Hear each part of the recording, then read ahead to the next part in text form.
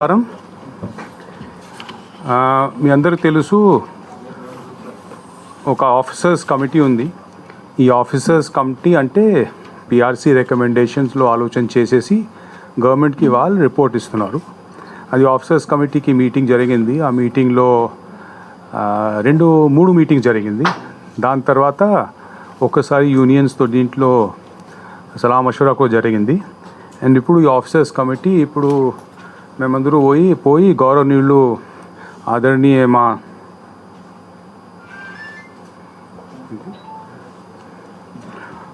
ఆదరణీయ గౌరవనీయులు ముఖ్యమంత్రి గారికి ఈ నివేదిక ఇచ్చేసాం.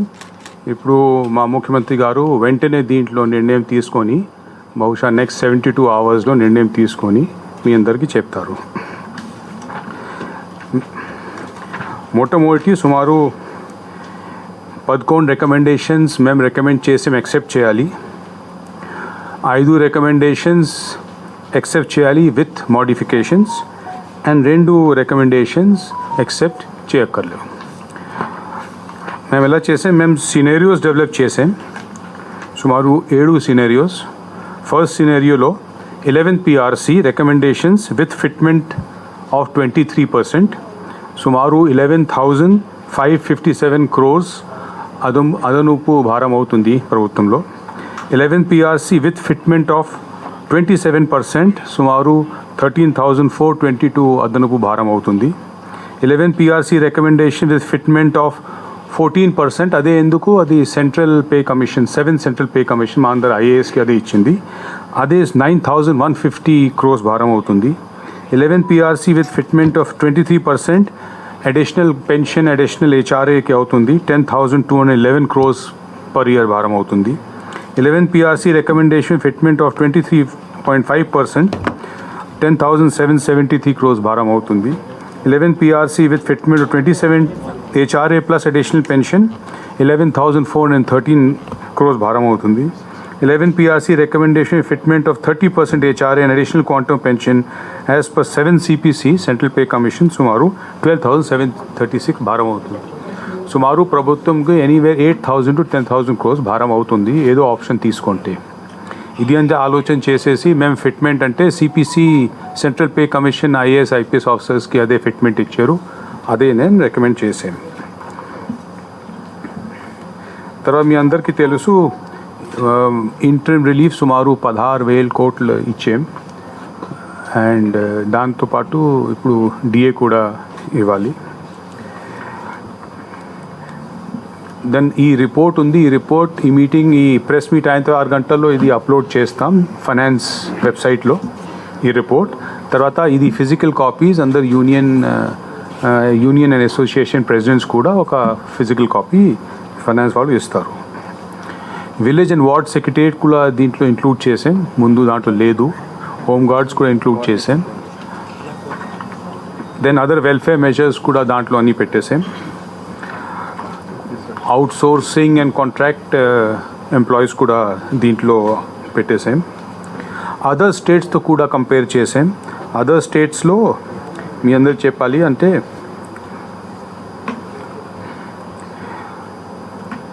మా employee expenditure as an expenditure total ఎక్స్పెండిచర్లో ఏపీలో 36% అండి, ఛత్తీస్గఢ్ 32%, మహారాష్ట్ర 31%, వెస్ట్ బెంగాల్ 31%, ఒడిశా 29%, మధ్యప్రదేశ్ 28%, హర్యానా 23%, తెలంగాణ 21%.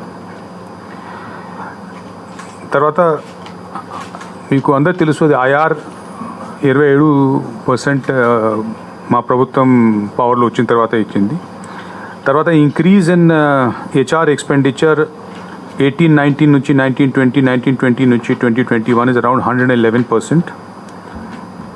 ఫిట్మెంట్ రికమెండెడ్ మీరు చూస్తే ఆంధ్రప్రదేశ్లో 1974లో 5%, 1986లో 10%, 1993లో 10%, 1999లో 25%, 2005లో 16%, 2010లో 39%, 2015లో 43%. నా fitment comparison with government of India చేస్తే ఆంధ్రప్రదేశ్ 27 ఇచ్చారు ఫిట్మెంట్ అంటే ఐఆర్, కేరళ 10%, తమిళనాడు 2.5 ఫ్యాక్టర్ ఇచ్చారు, సెంట్రల్ గవర్నమెంట్ 14.29 ఇచ్చారు.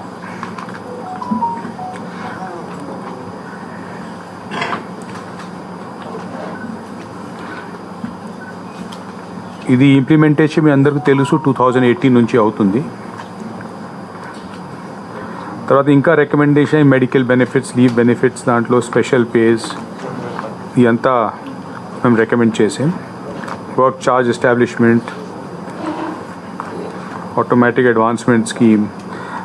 మెయిన్ రికమెండేషన్ అంటే మేము చేసాం, ఇప్పుడు భవిష్యంలో మేము సెంట్రల్ పే కమిషన్ ఫాలో చేయాలి. స్టేట్ పే కమిషన్ మా రికమెండేషన్ టు గవర్నమెంట్ ఇది అవసరం లేదు, సెంట్రల్ పే కమిషన్ ఇప్పుడు ఫాలో చేయాలి. ఉత్తరప్రదేశ్, రాజస్థాన్ చాలా మటుకు స్టేట్స్ ఇట్లాగా ఫాలో చేస్తున్నారు. అదే పద్ధతి బెటర్. వాళ్ళు అంటే కొంచెం సైంటిఫిక్గా కొంచెం ఎక్కువ పరీక్షలు చేస్తున్నారు. అదే చాలా మటుకు స్టేట్స్ ఫాలో చేస్తున్నారు. సో మేము కూడా సెంట్రల్ పే కమిషన్ ఫాలో చేయాలి. ఇది మీకు వెబ్సైట్లో ఉంటాయి, మీరు దీంట్లో డౌన్లోడ్ చేసి చదవచ్చు. And is there any questions? What about CPS, sir? CPS అంటే కాంట్రిబ్యూటరీ పెన్షన్ స్కీమ్, అది దీంట్లో మ్యాండేట్ లేదు అండి. అదే వేరేగా చూడాలి. అరౌండ్ ఏదో చేస్తే 9,000 to 10,000 crores అవుతుంది మినిమం. ఏదో చేస్తే 9,000 to 10,000 crores అవుతుంది.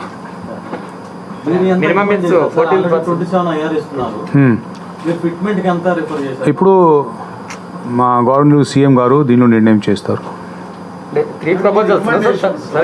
మా రికమెండేషన్ అంటే సెంట్రల్ పే కమిషన్ రికమెండ్ చేసాం. సో అంత ఎంత అక్కడ ఉంది సేమ్ రికమెండేషన్.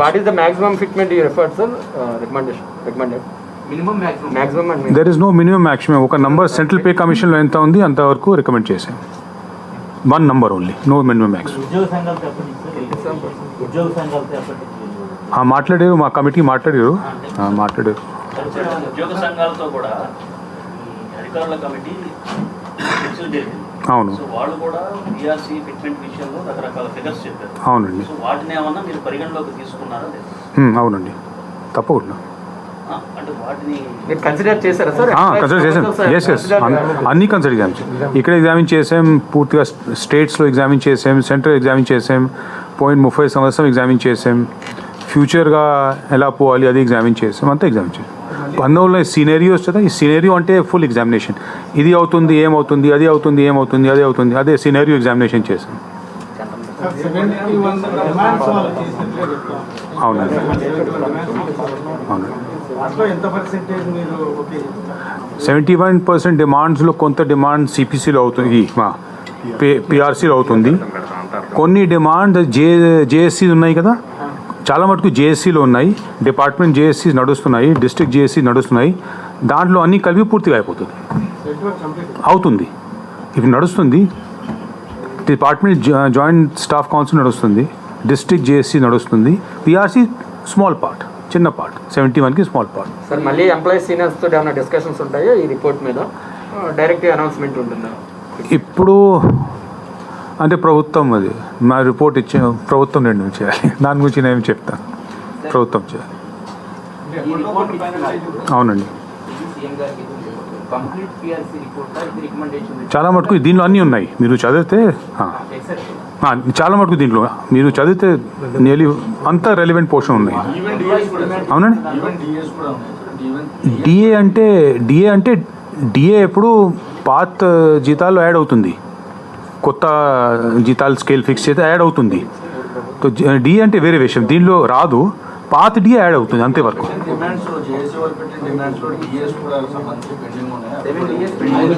అదే కూడా పిఆర్సీ సంబంధం లేదు, అదే పెండింగ్ ఉంది. అది ఫైనాన్స్ వాళ్ళు ఉన్నారు కానీ పిఆర్సీ సంబంధం లేదు.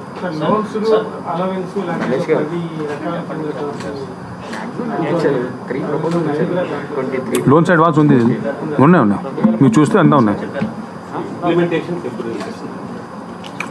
ఇంప్లిమెంటేషన్ ఫ్రమ్ 2018 స్కేల్స్ అప్పటి నుంచి పెరుగుతుంది. ఇంటర్మీడియట్ ఆల్రెడీ ఇచ్చాం, సో ఎరియర్ పెద్ద ఉండదు. 16,000 కోట్ల ఈరోజు సపోజ్ 16,000 కోట్లు ఇవ్వకపోతే అదే ఇవ్వాలి సడన్గా. ఆల్రెడీ ఇస్తున్నాము, కొంచెం ఎక్కువ అవుతుంది, అది ఇస్తాం. దాని అది కొంచెం పెరుగుతుంది. మీరు చదివితే అన్నీ చెప్తే చదవండి. చదివితే కొంచెం సస్పెన్స్ ఉంటే హాఫ్ అన్ అవర్లో ఇది వస్తాయండి. Thank you. ఫైనాన్స్ వెబ్సైట్లో